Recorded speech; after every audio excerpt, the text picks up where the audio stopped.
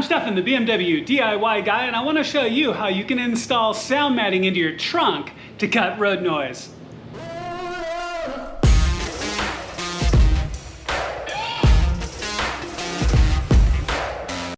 All right, so let's talk about this project a little bit before we do it. Now, we're only going to be doing the trunk today because I actually have a whole series of other videos that I highly recommend on how to install sound skins throughout your whole car.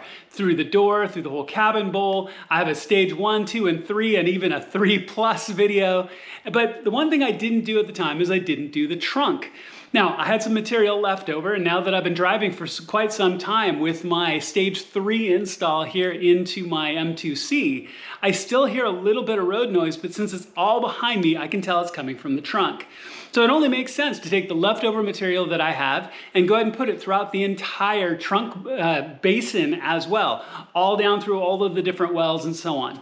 As you can tell, this is a really simple install, and I did go through it fairly quickly because I do have my stages 1, 2, and 3 videos out there as well that shows in a lot greater detail, really, measuring very closely, but it really is to simply measure, cut out a section of the sound skins you need for that particular part, peel it, stick it down, make sure that it fits in, and move on.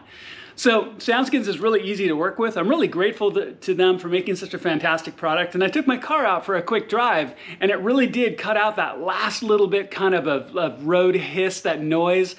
And this is going to improve your speakers. This is going to improve your sound system. It can also even just improve your average daily drive as you cut down on background noise between your tires, other cars, and just road noise in general.